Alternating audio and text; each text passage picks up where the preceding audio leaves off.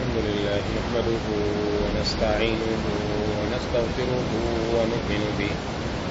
ونؤمن به ونتوكل عليه ونعوذ بالله من شرور أنفسنا ومن سيئات أعمالنا من يهده الله فلا مضل له ومن يضلله فلا هادي له ونشهد أن لا إله إلا الله وحده لا شريك له ونشهد أن سيدنا ومولانا محمدا عبده ورسوله صلى الله تعالى على خير خلقه محمد وعلى آله وأصحابه ومن تبعهم بإحسان إلى يوم القيامة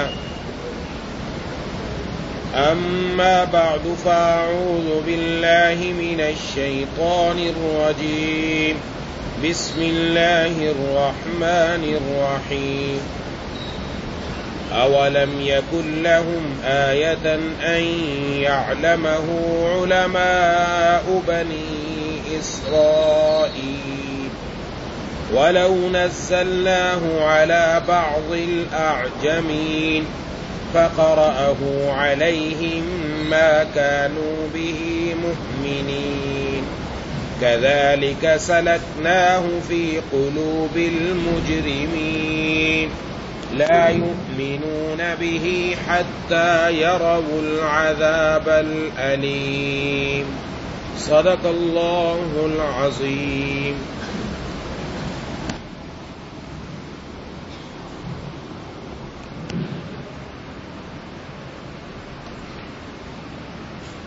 میرے دوستوں اور ساتھیوں اور میری ماؤں بہنوں اور بیٹیوں،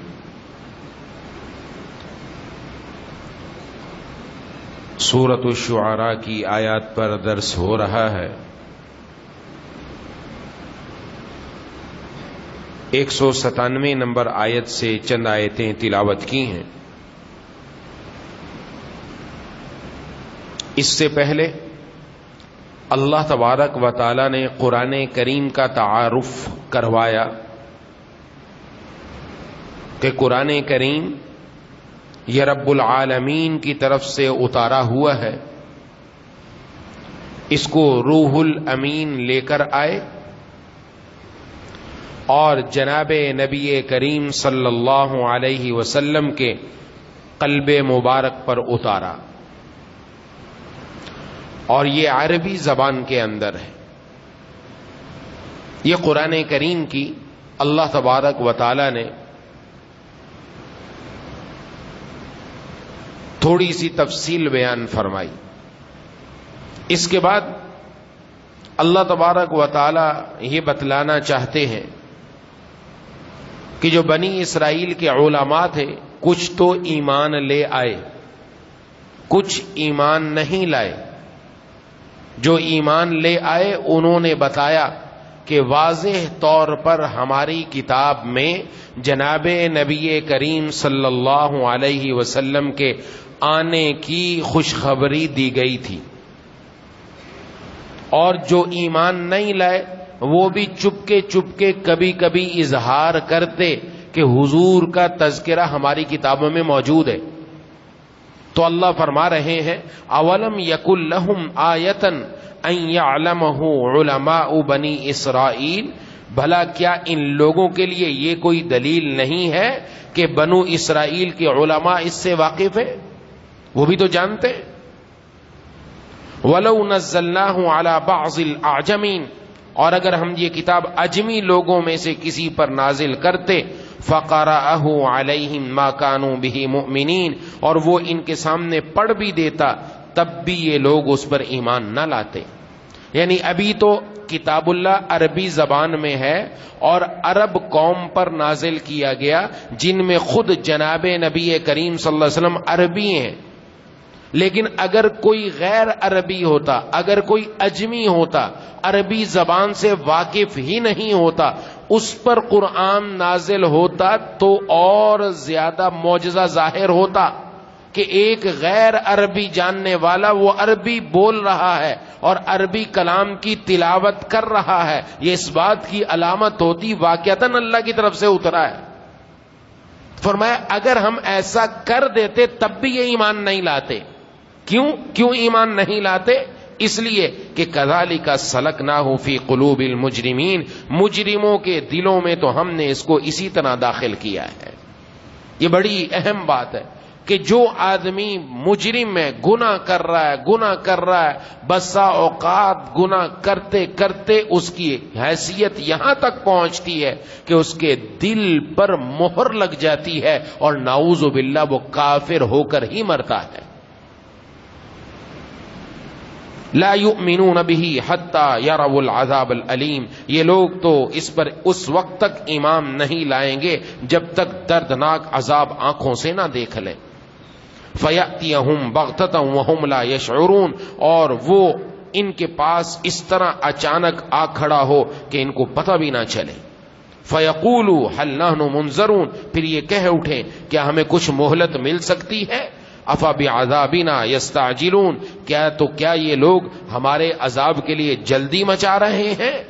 افرأیت ان متعناہم سنین، کیا اگر ہم انہیں کئی سال تک عیش کا سامان مہیا کر دیتے، ثم جاءہم ما کانوا یوعدون، پھر وہ عذاب ان پر آ کھڑا ہوتا جن کا ان سے وعدہ کیا گیا، ما اغنا عنہم ما کانوا یمتعون، تو عیش کا جو سامان ان کو دیا جاتا رہا وہ انہیں کیا فائدہ پہنچا سکتا؟ یعنی ان پر جب اچانک عذاب آئے گا تو کہیں گے ہمیں کچھ مہلت مل سکتی ہے، حالانکہ پہلے تو کہہ رہے تھے عذاب لاؤ، جس عذاب کا تم وعدہ کر رہے ہو۔ اللہ فرماتے ہیں ان کو کتنی ہی لمبی عمر دے دی جائے، لمبی عمر دینے کے بعد بھی جب عذاب آئے گا تو لمبی عمر میں جو عیش و عشرت کی وہ ان کو کیا فائدہ دے گی؟ اس وقت بھی کچھ فائدہ حاصل ہونے والا نہیں جب تک کہ اللہ پر اور اس کے رسول پر ایمان نہ لے آئیں۔ وما اہلکنا من قریۃ الا لها منذرون، اور ہم نے کسی بستی کو اس کے بغیر ہلاک نہیں کیا کہ پہلے اس کے لیے خبردار کرنے والے موجود تھے۔ ذکرا وما کنا ظالمین، تاکہ وہ نصیحت کریں اور ہم ایسے تو نہیں کہ ہم ظلم کریں۔ وما تنزلت به الشیاطین، اور اس قرآن کو شیاطین لے کر نہیں اترے۔ وما ينبغي لهم وما يستطيعون، نہ یہ قرآن ان کے مطلب کا ہے اور نہ وہ ایسا کر سکتے ہیں۔ انہم عن السمع لمعزولون، انہیں تو وحی کے سننے سے بھی روک دیا گیا ہے۔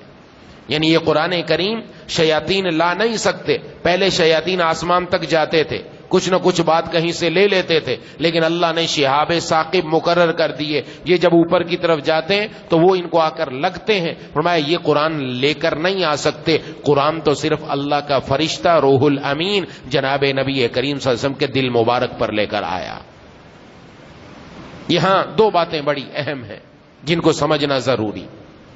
پہلی بات جو اللہ تبارک و تعالیٰ نے ارشاد فرمائی کہ یہ لوگ قرآن سنتے ہیں لیکن سن کر بھی ٹس سے مس نہیں ہوتے،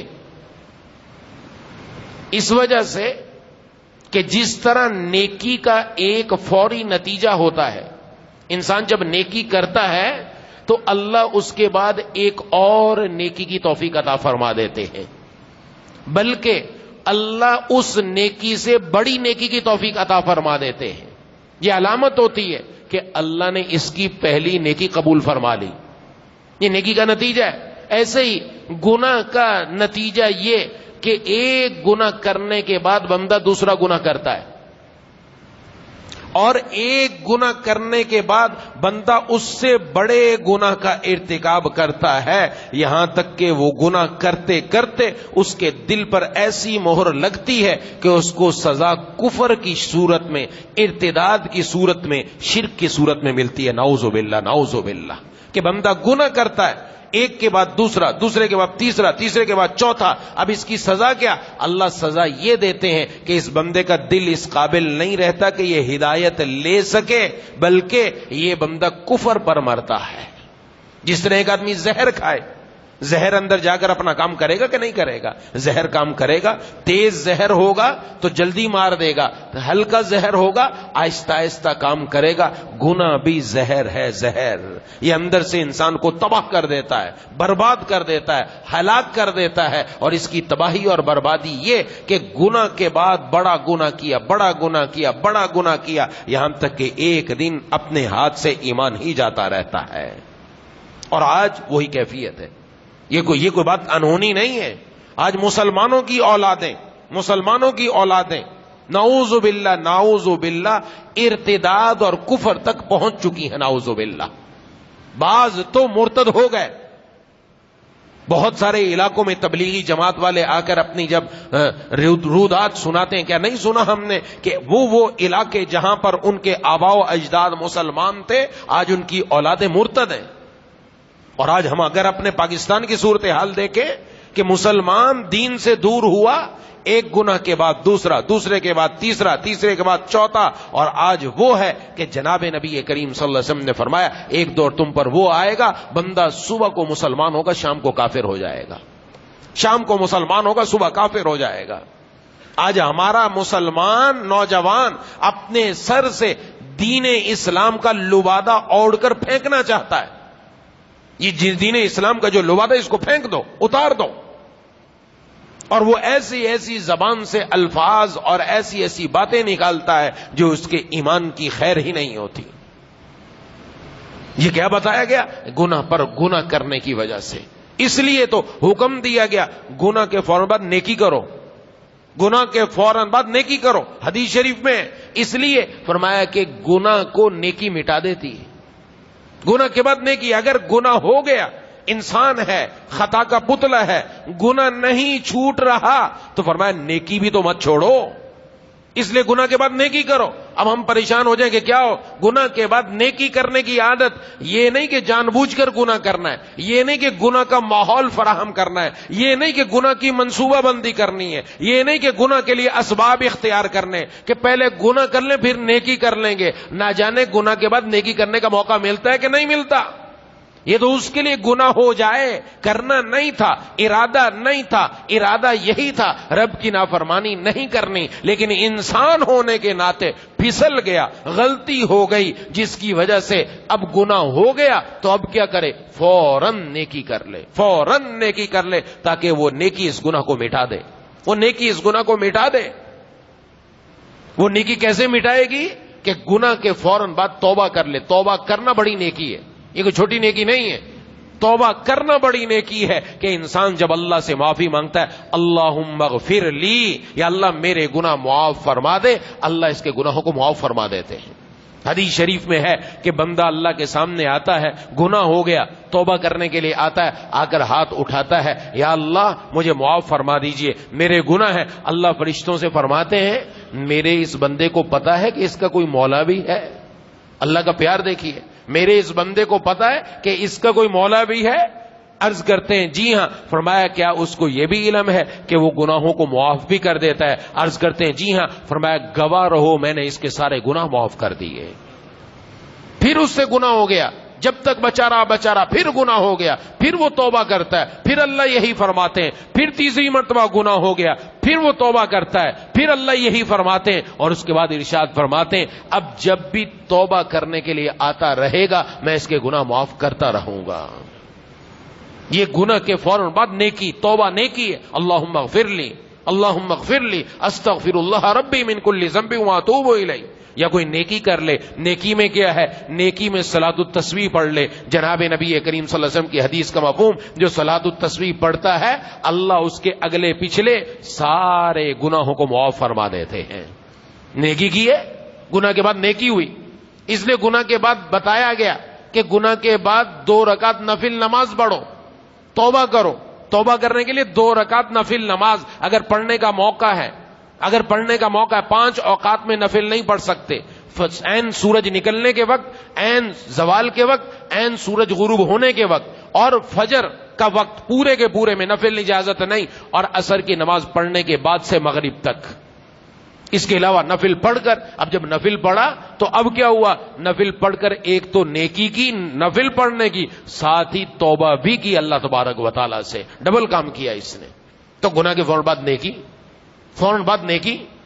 وضو کر لے، وضو سے احادیث میں آتا ہے، غسل سے احادیث میں آتا ہے، بندہ وضو کرتا ہے، جس عضو کو دھوتا ہے اس سے سارے گناہ معاف ہو جاتے ہیں. گناہ صغیرہ معاف، غسل سے گناہ صغیرہ معاف.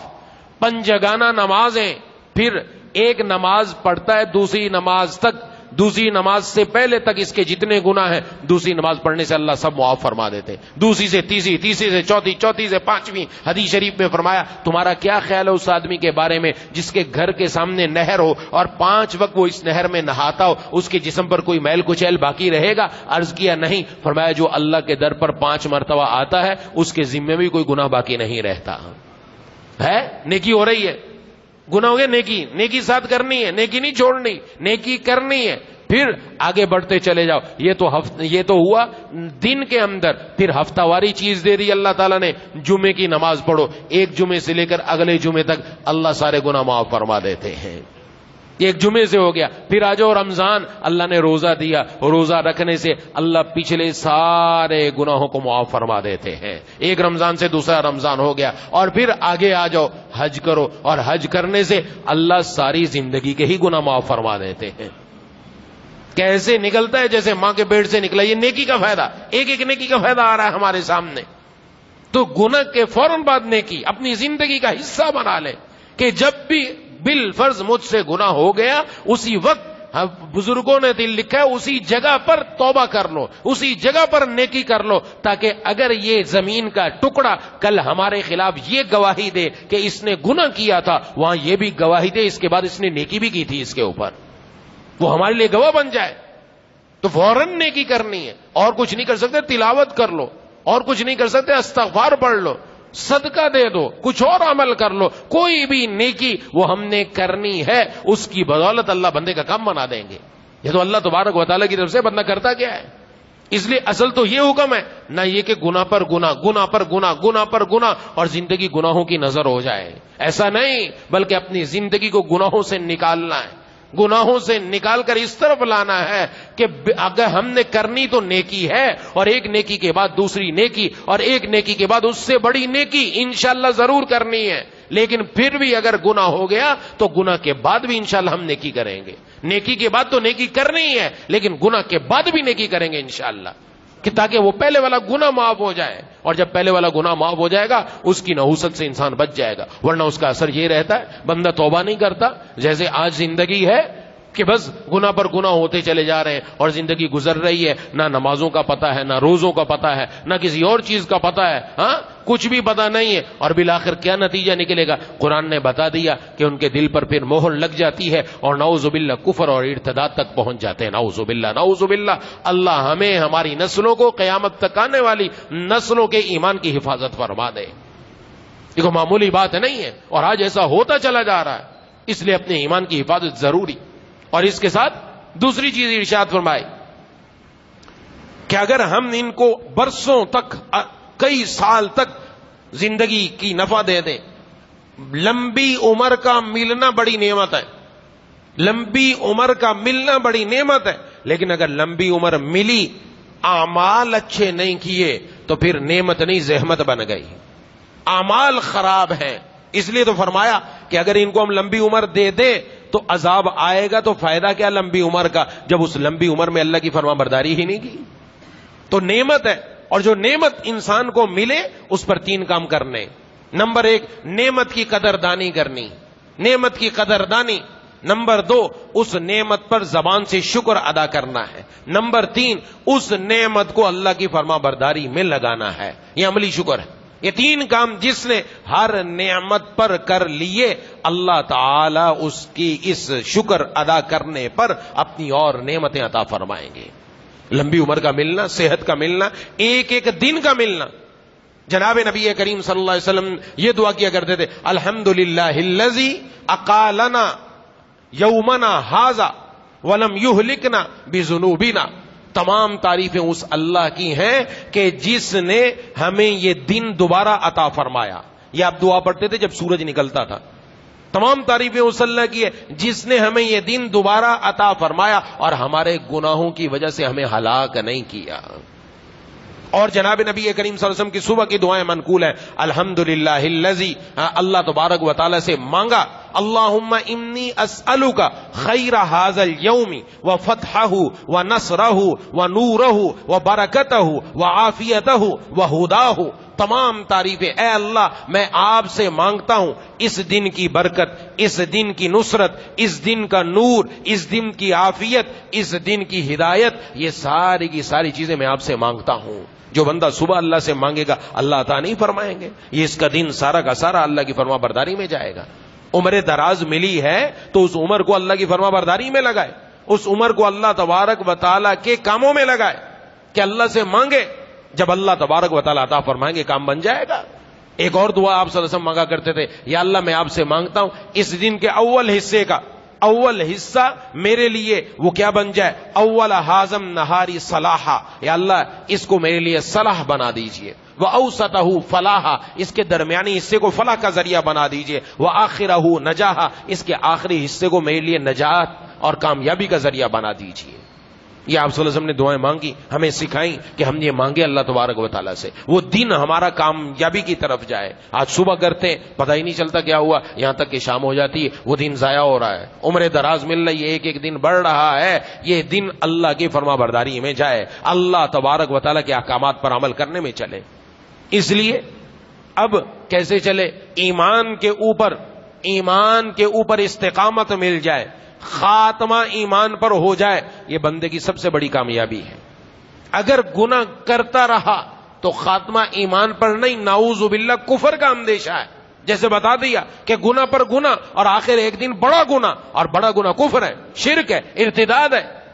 کچھ اعمال ایسے اللہ تعالیٰ نے بتلائے ہیں، جناب نبی کریم صلی اللہ علیہ وسلم نے بتلائے ہیں، اس پر عمل کرنے سے ہمارا ایمان بھی باقی رہے گا، انشاءاللہ خاتمہ بھی ایمان پر ہوگا. اس کو اپنے اختیار میں لانا، یعنی ہمارے اختیار میں ہے. ہم اپنے وقت کو اچھا کر لیں ہمارے اختیار میں، اپنے وقت کو برا کر دیں ہمارے اختیار میں.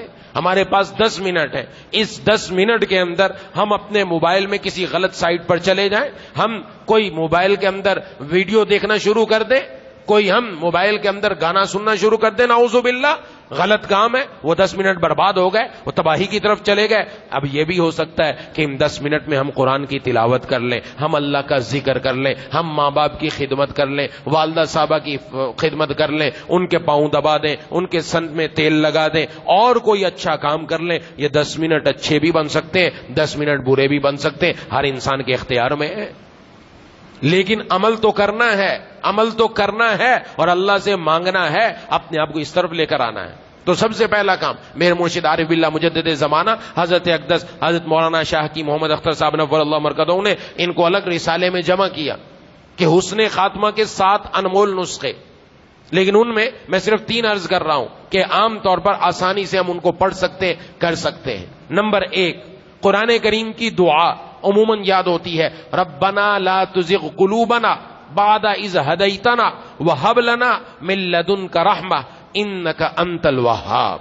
ربنا، اے ہمارے پروردگار، لا تزغ قلوبنا، ہمارے دلوں کو ٹیڑھا مت کیجئے گا. کب؟ ہدایت عطا فرمانے کے بعد، ہدایت عطا فرمانے کے بعد، اور اپنی طرف سے ہمیں گفٹ دے دیجئے، ہبہ کر دیجئے رحمت سے مراد کیا؟ استقامت علی الدین، دین پر استقامت عطا فرما دیجئے، بے شک آپ تو بہت زیادہ دینے والے ہیں. یہ دعا کا اہتمام، ربنا لا تزغ قلوبنا بعد اذ ہدیتنا وہب لنا من لدنک رحمہ. اللہ سے جب مانگا رحمت عطا فرما دیجئے. استقامت علی الدین ہے کہ بندہ مرتے دم تک دین پر ہی رہے گا، خاتمہ بھی ایمان پر ہوگا انشاءاللہ. جب مانگا یہ کہ اللہ ہمارے دلوں کو آپ نے جو ہدایت دے دی اس کو ٹیڑھا مت کیجئے گا. یہ بار بار مانگنے کی چیز ہے، ہر نماز کے بعد مانگے بندہ. موقع ملے نفلی نماز پڑھ رہے ہیں، سنت نماز پڑھ رہے ہیں، وہاں رب اجعلنی مقیم الصلاۃ کے بعد خواتین کو بھی چاہیے، مردوں کو بھی چاہیے، اپنی دعاؤں میں اس کو بھی شامل کریں. اس میں پڑھ لیں، بہت اچھی بات ہے، دعا کی قبولیت کا موقع ہوتا ہے. نہیں تو بعد میں جب دعا مانگنے کے لیے ہاتھ اٹھائیں اس دعا کا اہتمام کریں. ربنا لا تزغ قلوبنا بعد اذ ہدیتنا وہب لنا من لدنک رحمہ انک انت الوہاب. ایک تو یہ عمل ہے، یہ کوئی مشکل کام نہیں ہے، کوئی لمبا چوڑا کام نہیں ہے، لیکن اس کی وجہ سے ایمان پر استقامت مل جائے، حسن خاتمہ ہو جائے، بہت بڑی نعمت ہے. نمبر 2، مسواک کرنے کی عادت.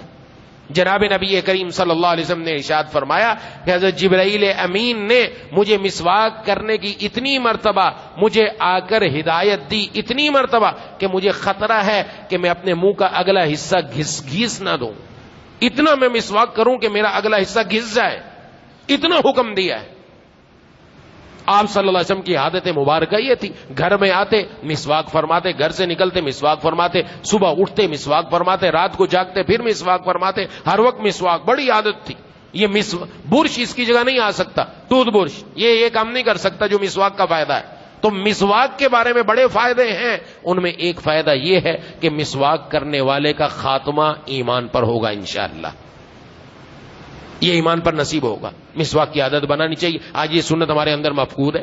بھی گھر میں، دفتر میں، کہیں بھی ہم ہیں وہاں رکھ لیں. چلو کم از کم سارے دن میں نہیں کر سکتے، جہاں ہمارا اکثر وقت گزرتا ہے وہاں اپنی مسواک رکھیں اپنے پاس، وہاں دفتر میں رکھ لیں، گھر میں رکھ لیں، 3 نمازوں میں، 4 نمازوں میں وہاں ہم مسواک کر لیں. اس سنت پر عمل کرنے کی بدولت اور بھی بہت کچھ ملتا ہے، لیکن سب سے بڑی نعمت یہ اللہ خاتمہ ایمان پر نصیب فرمائیں گے انشاءاللہ. یہ 2 بات ہو گئی. نمبر، یہ کوئی مشکل کام نہیں ہے یہ بھی. تیسرا کام اذان سننے کے بعد کی دعا عموماً پڑھتے ہیں، بھول بھی جاتے ہیں، اس کا بھی اہتمام ہونا چاہیے. اللہم رب هذه الدعوة التامة والصلاة القائمة آت محمدا الوسیلة والفضیلة وابعثه مقاما محمودا الذي وعدته انك لا تخلف الميعاد. انك لا تخلف الميعاد ایک حدیث میں یہ الفاظ بھی ثابت ہیں. بس اتنی دعا ہے. اس دعا کے بارے میں جناب نبی کریم صلی اللہ علیہ وسلم نے بڑی فضیلت ارشاد فرمائی کہ جب اذان کا ساتھ اذان کا جواب بھی دینا ہے، اللہ اکبر کے ساتھ اللہ اکبر کا جواب، اشہد ان لا الہ الا اللہ کے ساتھ اشہد ان لا الہ الا اللہ کا جواب، اشہد ان محمد رسول اللہ کے ساتھ اشہد ان محمد رسول اللہ کا جواب. بعض لوگ یہاں پر صلی اللہ علیہ وسلم کہتے ہیں، یہاں نہیں کہنا، یہاں اشہد ان محمد رسول اللہ کا جواب اشہد ان محمد رسول اللہ سے دینا ہے. درود ہم نے بعد میں پڑھنا ہے، حدیث میں فرمایا گیا. پھر حی علی الصلاۃ لا حول ولا قوۃ الا باللہ، حی علی الفلاح لا حول ولا قوۃ الا باللہ، اللہ اکبر جواب، لا الہ الا اللہ لا الہ الا اللہ. اس کے بعد درود شریف پڑھو.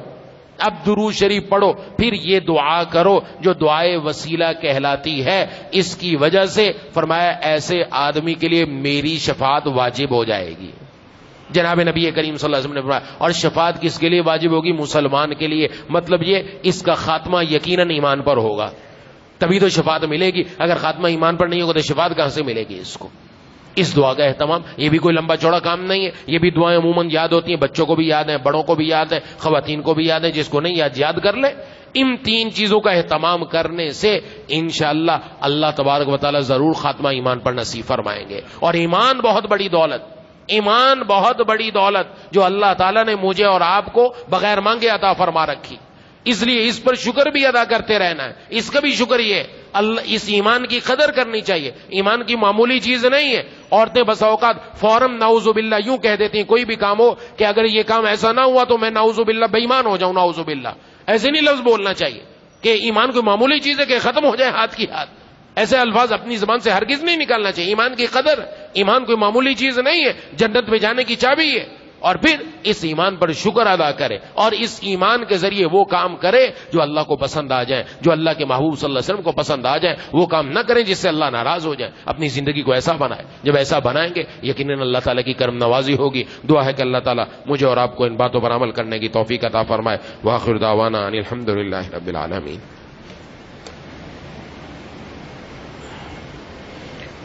بسم اللہ الرحمن الرحیم. الحمد للہ رب العالمین الرحمن الرحیم مالک یوم الدین. ایاک نعبد و ایاک نستعین. اہدنا الصراط المستقیم صراط الذین انعمت علیہم غیر المغضوب علیہم ولا الضالین. اللهم صل على سيدنا ومولانا محمد وعلى آل سيدنا ومولانا محمد وبارك وسلم. ربنا اغفر لنا ذنوبنا وكفر عنا سيئاتنا وتوفنا مع الأبرار. ربنا لا تزغ قلوبنا بعد إذ هديتنا وهب لنا من لدنك رحمة إنك أنت الوهاب.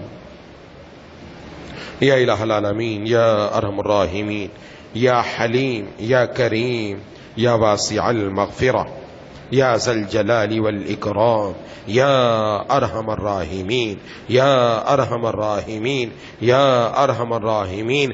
ہم سب کے تمام صغیرہ کبیرہ بھول کر کیے، جان بوجھ کر کیے، چھپ کر کیے، اعلانیہ کیے، یا اللہ سب گناہوں کو معاف فرما دیجیے.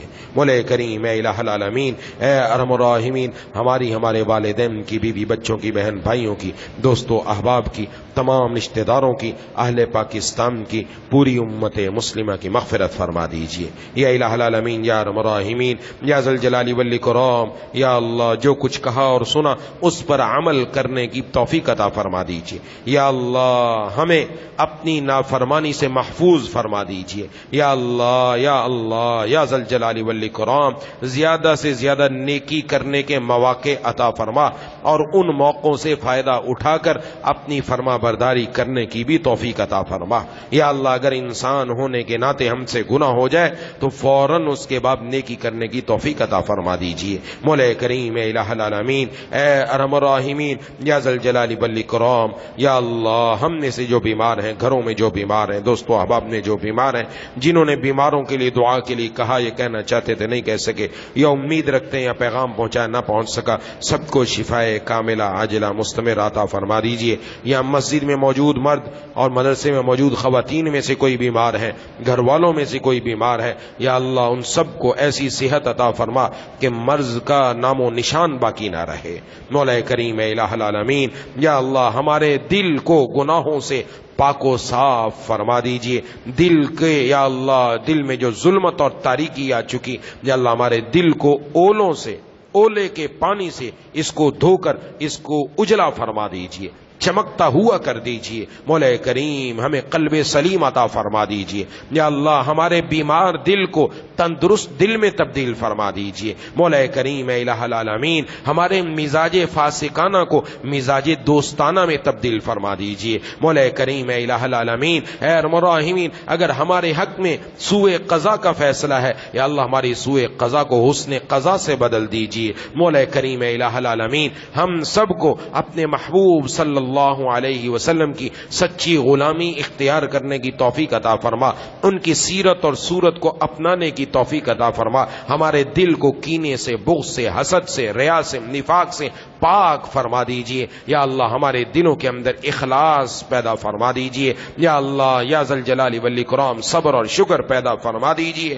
یا اللہ ہمارے دل کو اچھے اخلاق سے مزین فرما دیجئے، برے اخلاق سے بچا لیجئے. یا اللہ جیسے آپ نے ہماری صورت اچھی بنائی ہے، ہمارے اخلاق بھی اچھے بنا دیجئے. مولا کریم اے الہ العالمین یا ذا الجلال والاکرام ہم میں سے جن کو غصہ زیادہ آتا ہے وہ غصے کے تقاضے پر عمل کر گزرتے ہیں، مولا کریم ان کو اپنا غصہ دبانے کی توفیق عطا فرما دیجئے. جہاں دبانا چاہیے وہاں دبانے کی توفیق عطا فرما. مولا کریم اے الہ العالمین اے ارحم الراحمین یا ذا الجلال والاکرام ہمارے گھروں کے ماحول کو بھی مسجدوں والے ماحول میں تبدیل فرما دیجئے. یا اللہ گھروں میں بھی دین کا ماحول بنا دیجئے. ہمارے گھر والوں میں سے، بیوی بچوں میں سے، بہن بھائیوں میں سے، دوستوں احباب میں سے، والدین میں سے، عزیز و اقارب میں سے، رشتہ داروں میں سے، دوسرے مسلمانوں میں سے جو دین پر نہیں، یا اللہ ان کے دلوں کو بھی دین کی طرف پھیر دیجئے. مولا کریم ہم سب کو دین پر استقامت عطا فرما دیجئے. یا اللہ ہم سب کا حسن خاتمہ فرما دیجئے. مولا کریم اے الہ العالمین سلامتی اعضاء سلامتی ایمان کے ساتھ زندہ رکھیے، سلامتی اعضاء سلامتی ایمان کے ساتھ دنیا سے اٹھائیے. رقیق القلب، رحیم المزاج، حلیم الطبع بنا دیجئے. قلب سلیم، فہم سلیم، عقل سلیم عطا فرما دیجئے اور عقل سلیم پر فضل عظیم عطا فرما دیجئے. مولا کریم اے الہ العالمین اے ارحم الراحمین یا ذا الجلال والاکرام یا مولا کریم جتنی دعائیں آپ کے محبوب صلی اللہ علیہ وسلم نے مانگی ہیں وہ سب ہم سب کے حق میں قبول فرما لیجئے. جن جن چیزوں سے پناہ مانگی ہے ان سب سے ہم سب کو پناہ عطا فرما دیجئے. مولا کریم حاسدین کے حسد سے، شریروں کے شر سے، نظر بد سے ہم سب کی حفاظت فرما دے. مرتے دم تک ہم سب کو دین سے جڑے رہنے کی توفیق عطا فرما، بلکہ زبردستی ہمیں دین سے چمٹا کر رکھیے، ہمیں دین سے دور نہ کر دیجئے. یا اللہ نمبر 1 میں یا اللہ ہمارا دین کر دیجئے، یا اللہ پہلا نمبر ہمارے دین کا کر دیجئے، دین کی فکر کو سب سے اونچا کر دیجئے، مولا کریم اپنی اصلاح کو سب سے اونچا کر دیجئے اور اپنی اصلاح کرنے کی توفیق عطا فرما دیجئے۔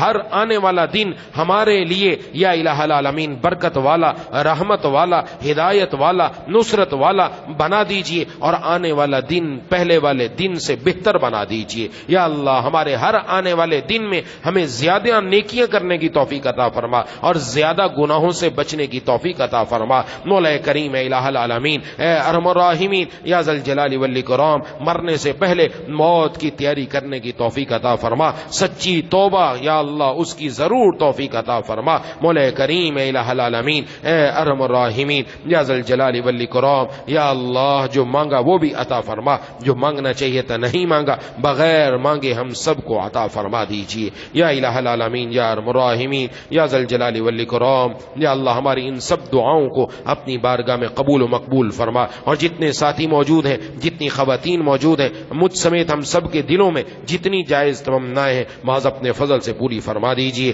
ربنا تقبل منا انک انت السمیع العلیم وتب علینا انک انت التواب الرحیم۔ صلی اللہ تعالی علی خیر خلقہ محمد وعلی آلہ واصحابہ اجمعین برحمتک یا ارحم الراحمین، آمین یا رب العالمین۔